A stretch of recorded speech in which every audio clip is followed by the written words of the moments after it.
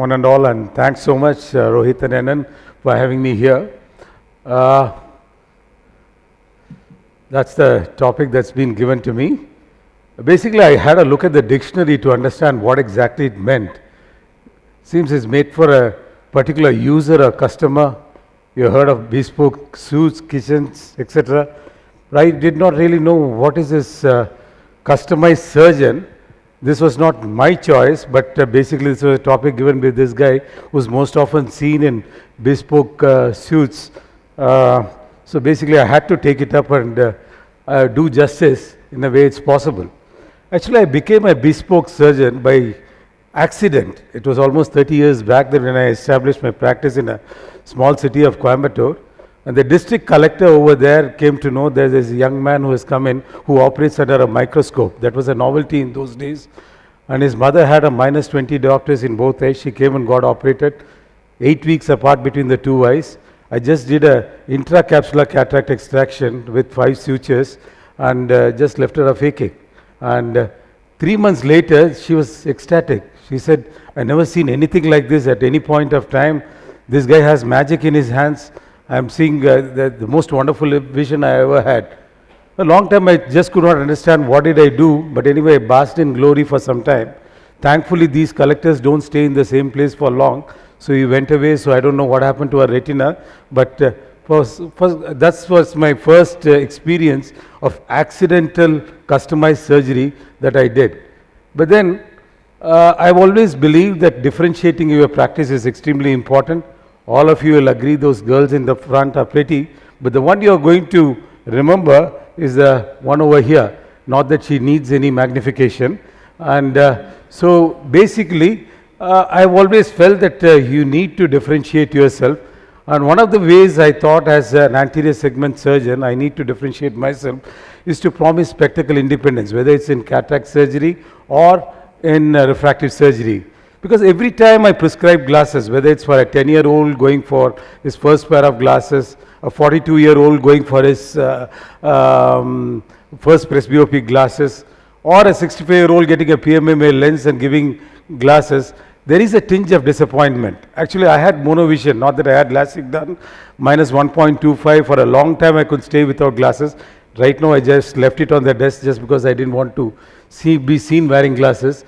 But then, not wearing glasses seems to be a great advantage, and that's what I was strived for right through, and that's the reason we went through this journey. In 1991 started doing RK, found it quite inadequate, then bought a lot of machines, not just for disposing or dispensing with glasses, but for various other advantages. But then it did help us to sort of give the kind of results that our patients wanted. And basically, this is a non-scientific talk, so I'm not going to go into too much detail. But then, if you look at some of these details, for example, this patient underwent a laser refractive cataract surgery with a multifocal lens. And if you see this, the near vision was N12 over here, though he had 6 by 7.5. Intermediate vision was quite clear and required almost a +1 diopter for a N6 vision. So obviously the patient was not too happy with the first eye correction. So what did we do? This is actually screenshots of the EMR records that we have.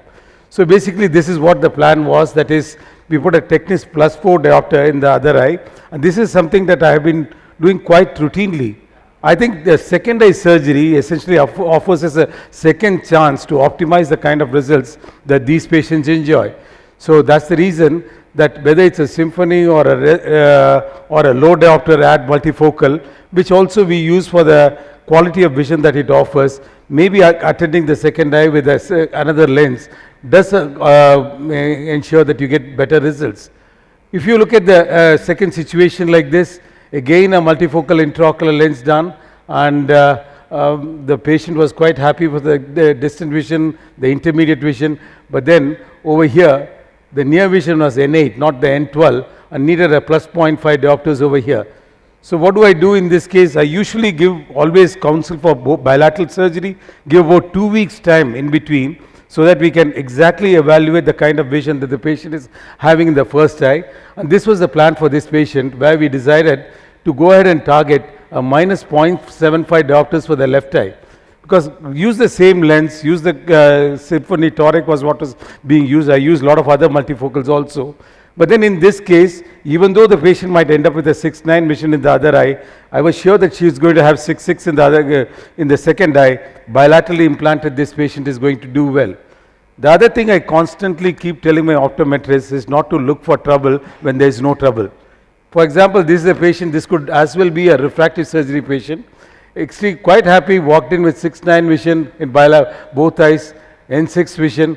And this lady, intermediate vision was quite clear. She had no problem. She just came for a routine checkup.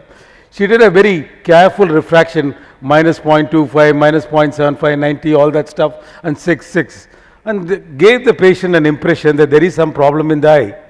So basically, I always insist on a good objective refraction being done, but not necessarily forcing the patient to understand the results are not appropriate. So I had to literally spend about half an hour chair time just to make the patient understand that there is no trouble in her eye, which was the impression with which we walked into the clinic. So I think it's not just the gadgets you use, the intraocular lenses that you use, also your very approach to the patient, not just yours, but the approach of the entire team. So that's just, I think you already got the message.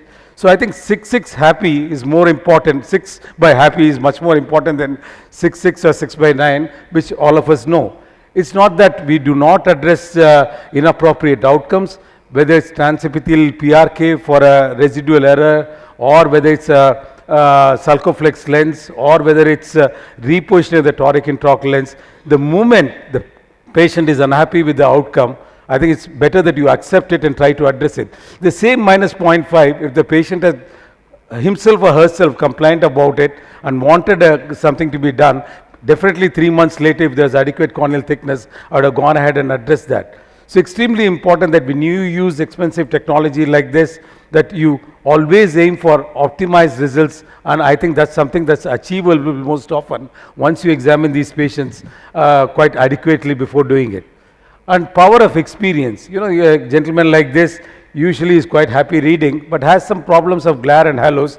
I have this -2 diopter with spectacles ready in my clinic after bilateral implantation. Just put this on to the patient and ask him to go ahead and try reading. And a person who has been quite comfortable immediately realizes that what is it. Supposing you want to have a discussion on explanting these lenses or exchange. I said, sure, I'll do it for you, but this is what you're going to lose. So they immediately understand that they buy vision for all distances using a little bit of currency of contrast. So there is something in optics, you never get anything without paying for it. And most often I have explanted only one lens so far because of problems of dysphotopsia. It's not that the rest of the patients never had it, but we make them understand that it's there's a significant advantage they have because of the lenses that are there, and most often once you spend adequate time with them, it works. There's several other changes. Look at this spot. We have completely removed the focus lamps that we had for reading, but because that is unnatural. Patients used to complain that they are not reading too well, but then my optometrist used to say that it's N6. And it's not only that, you look at, it's not just reading, but look at that cell phone she has in hand. We make sure that near vision is checked, intermediate vision is checked. The patient is quite happy, comfortable with the intermediate vision using a cell phone also. This is not just for multifocal lenses or for refractive surgery, even for routine refraction, that's something we do. We all know of the multiple choices that we have. Refractive surgery is no longer a single procedure surgery, but multiple options, and we have to pick and choose what's needed. And it's ethical, it's appropriate to tell the patients about all the options that are available. But most often, as a treating surgeon, the patient wants you to help. And after giving relevant information, obviously if it's a patient coming for premium intraocular lens, I'm going to talk only about the MICS surgery and multifocal intraocular lens, laser cataract surgery, and then give a strong advice, a recommendation that this is what good for you. And most often the patients accept it. So loading them with too much information, you start from PMA, go right up to multifocals, patient is going to listen to you and go elsewhere for his surgery. So I think that's something, too much information is something that needs to be avoided. We constantly talk about type A personalities, choosing patients for multifocal lenses, appropriate patients, etc.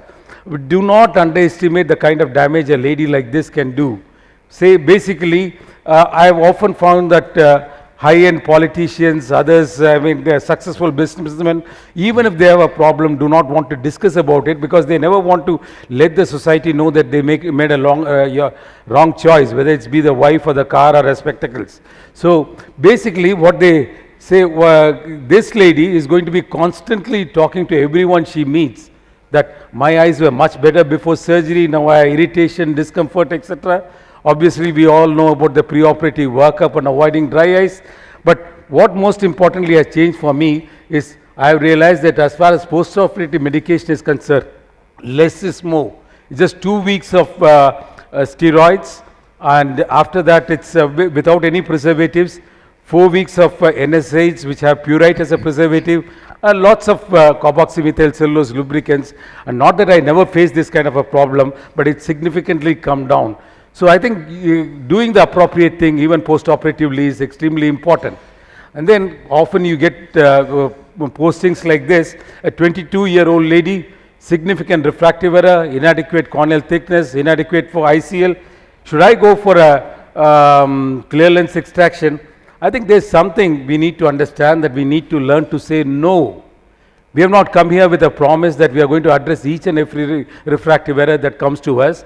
I strongly believe that my refractive surgery practice has built up more because of the patients I refuse than rather the number of patients that I built up. Because when you get a good result, the patient takes it for granted. But when you get an inappropriate result, that's something which is going to spoil your practice as far, at least for 100 other patients.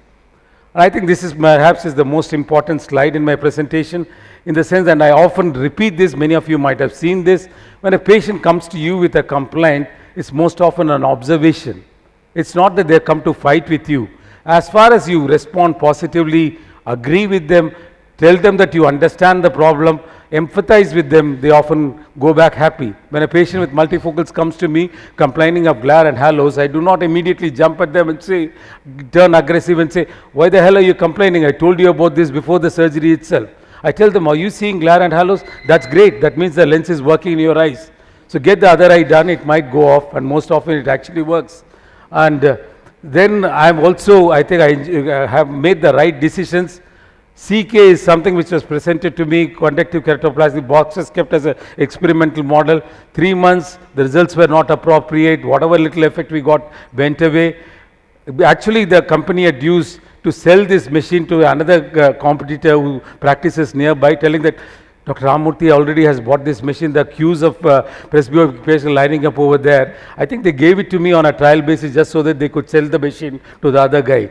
So basically, there are some decisions that you need to, we used to keep hearing about intracorneal inlays. I know some of you are in favor of intracore. I actually traveled to Hong Kong to just see for a day this machine being used almost 12 years back. Did not find it attractive. Screen inlays, took a course in AAO on this. But I think these are things that it did not take up, and maybe those avoiding certain technologies is also good. And it's not just what you do under the operation microscope that's important. Overall, giving a great experience to the patient is what matters. This is just a couple of pictures from some of our recent hospitals. And it's not just having all glamour and steel and glass that is important. In one of my smaller hospitals in Mettupalayam, which is in the foothills of Ooty, I spent quite some money to change from this Western commode to this Indian commode, almost a lakh of rupees, because this is what was comfortable for my patients whom I am treating in that particular place. So again, having small gadgets like this, something to help these patients along, is extremely important. They don't say it, but they constantly appreciate the kind of care that you give. Let me introduce you to Jisha. She has been with me for more than a score of years.